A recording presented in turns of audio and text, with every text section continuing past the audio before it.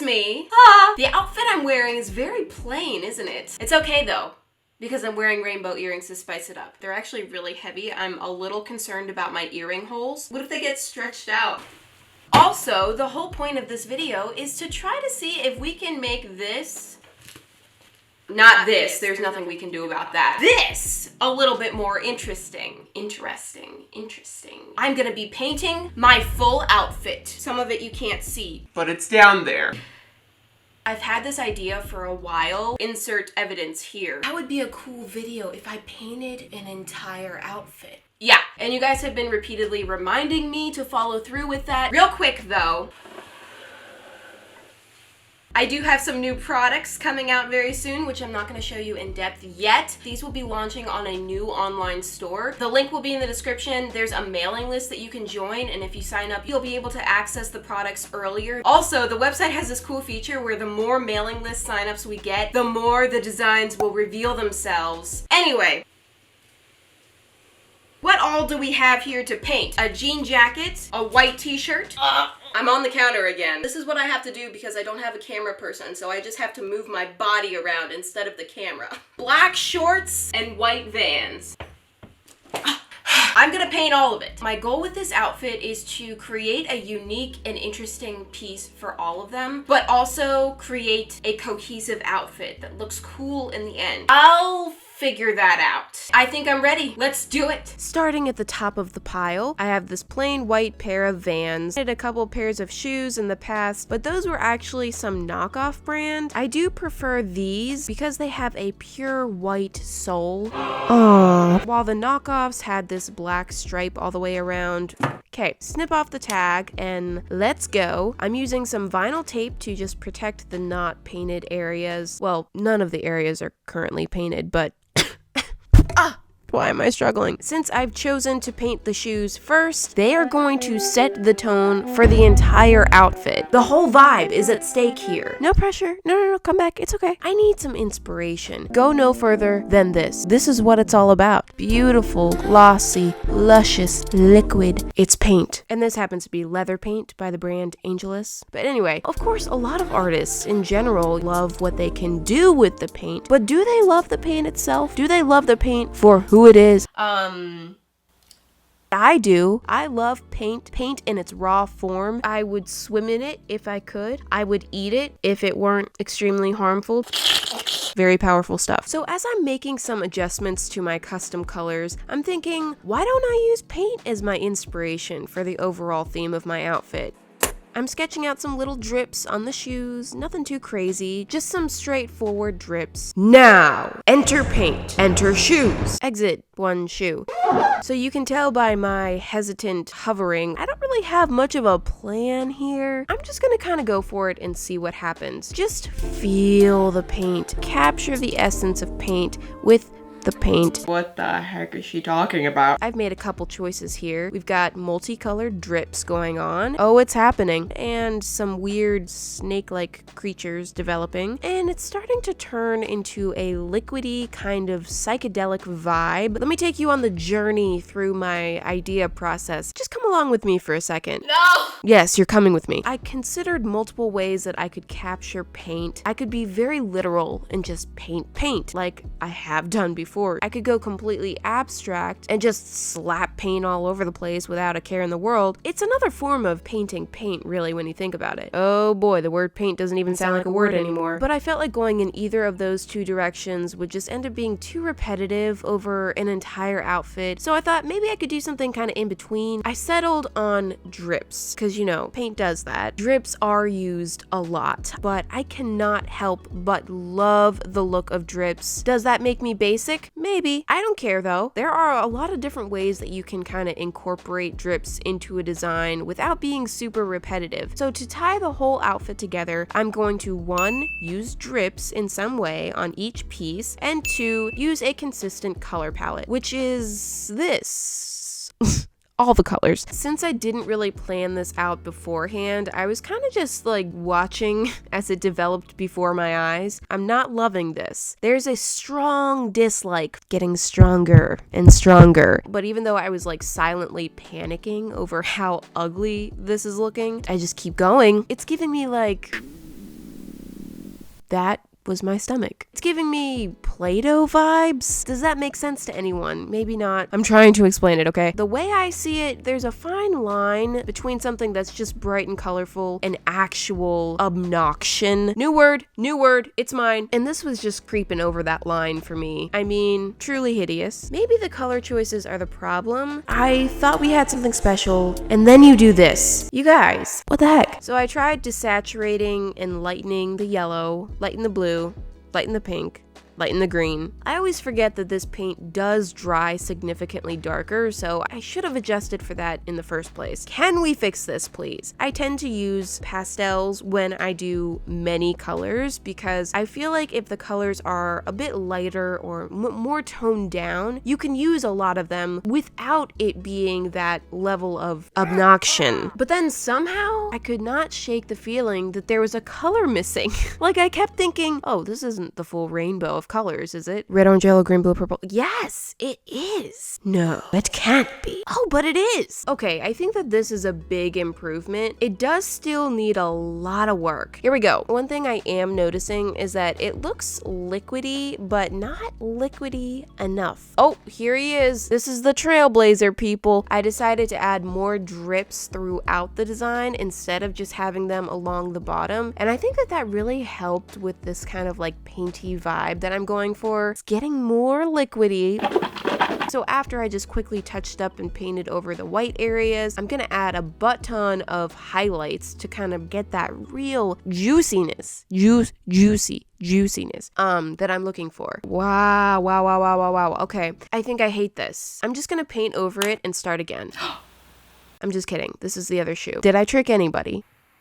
Well, I tried. But no, I'm just gonna do the same thing on the other shoe. I was kind of thinking about hydro dip, you know, like creating a hydro dip feel without actually hydro dipping, obviously. I kind of suck at that anyway. Who needs it? Oh, look at that. We're in the awkward phase already. Ooh. It kind of looks more like rainbow camouflage, which is definitely not what I was going for, but that's okay because once it does come all together, I do really like the look of it. And that was a hiccup.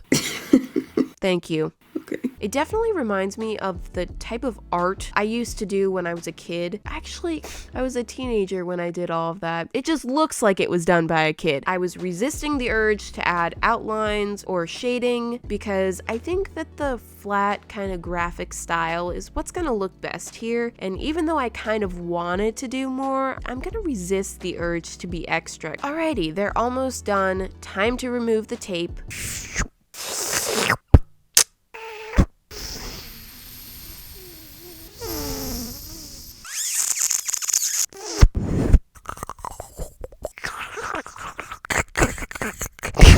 Oh boy. Bringing in my finisher and spilling it all over the place as per usual. Oh.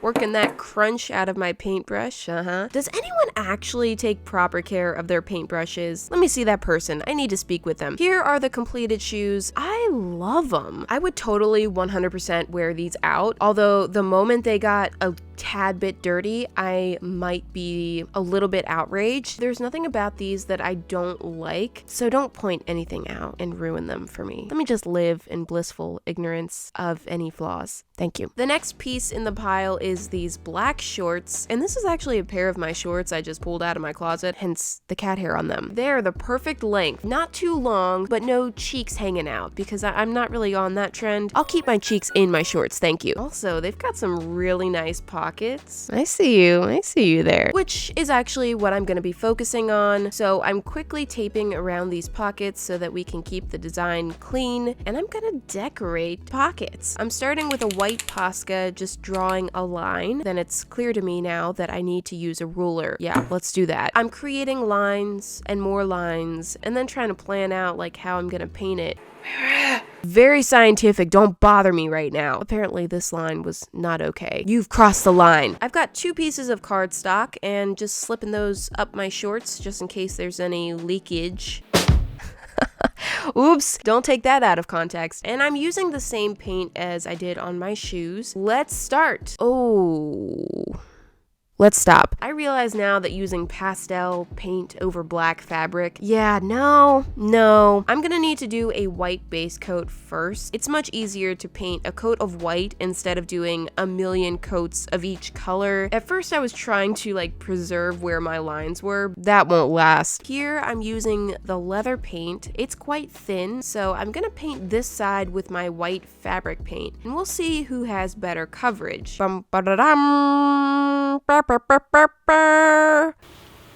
So it seems even though the leather paint is much easier to work with, fabric paint has much better coverage. Everyone has their strengths, alright? No one has everything, and everyone has something. So I'm gonna just throw a layer of fabric paint on there, and now it's dry. Time to bring back those lines, bring back the color, and go for it again. So I'm filling each shape with a different color using the exact same colors as my shoes. Oh, good job. Well done. It's okay, I'll fix that later. Let me say, just because I'm painting an entire outfit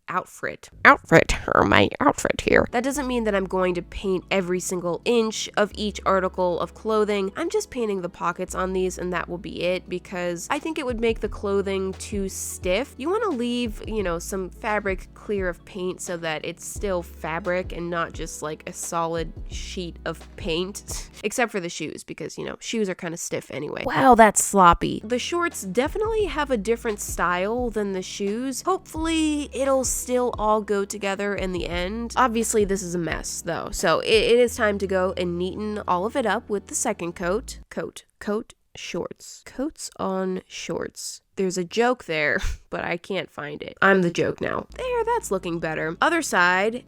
If only it was always that easy. This is my black paint. This is me pouring my black paint. All right, I'm outlining all the shapes in black, which I thought would look nice since the shorts themselves are black. It might make the pockets feel a little bit more connected to the shorts instead of looking like blocks of color floating in front of them. You may notice something's missing here. The drips. I said that I would incorporate drips, and I will. Keep your shirt on. Calm down. First, I'm gonna do some touch-ups, cover up a few little mistakes that I've made. Now, it's time for the drips. So, I am going to make the black lines dripping. Maybe I should have made the drips just a little bit bigger because they're quite small, and maybe when you step back, it's not gonna look as drippy. I was satisfied enough to move on, so I'm removing the tape. Unfortunately, it didn't leave behind the neatest finish. Luckily, I can just go right back over top of that with black paint and fix up any messy spots. Oh, look at that, fixing my little mishap there. It's like it never happened, kind of. It'll look better when it dries. Okay, here are the shorts. Not my top favorite of all the things that I'm gonna do, but they're cool and different. I'm definitely not gonna hate on them. Hopefully, when everything comes together, they'll just be the perfect little puzzle piece onto the t-shirt. What's there to say about this? It's a shirt, it's white, it's wrinkly, but yeah, let's paint it. It is quite thin, so I definitely need to put a layer in between so that the paint doesn't seep right through. I actually taped that in place so that we don't have any like shifting nonsense happening. Some complex calculation. Aha, okay. Stick a couple pieces of tape in place, opening my entire paint container over the pristine white shirt. I'm scared. So I'm painting stripes on this shirt because I'm actually slightly obsessed with shirts that have colorful stripes across them. I don't even know how many shirts I have like that. Too many. So I wanted to do a shirt like that, but in my style. One stripe down and let that dry. Nope, I'm not waiting. I'm just gonna move on. I was gonna wait for the pink to dry and then tape over the pink stripes to make sure that each stripe had a perfect line, but I ended up not having the patience for that.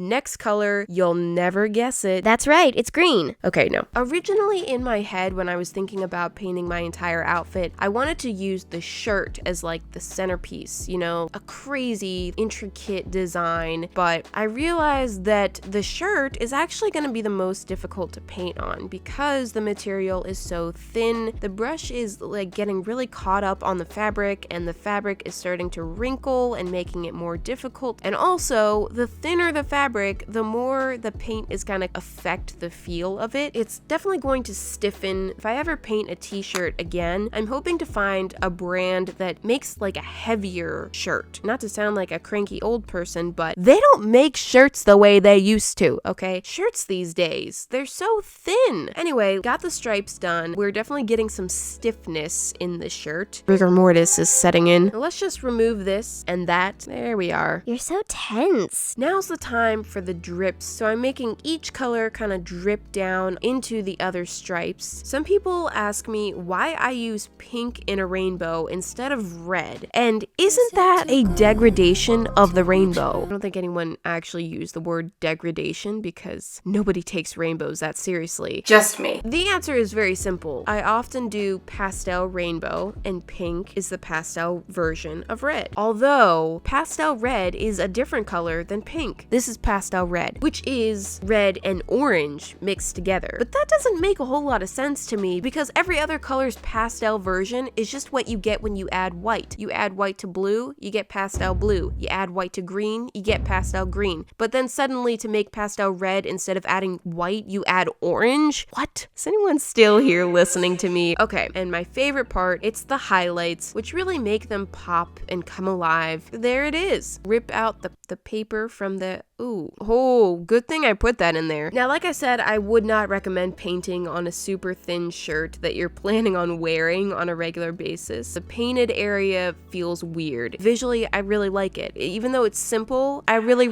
like it. I'm totally gonna make this shirt into merchandise just because I need it in my life. So there is one more item to be painted, and it's a big one, but cliffhanger! I didn't have enough time to paint everything and finish the editing for this whole video in 1 week. If you're watching this in the future, you can just click on the link above to see part 2. Otherwise, you'll have to wait until next week to see how I paint the jacket and how the full outfit all comes together. I'm actually really excited about the jacket. It's kind of the star piece and is going to be the most intricate. So I hope you come back next week. Thank you guys for watching, and I'll see you next week. Bye!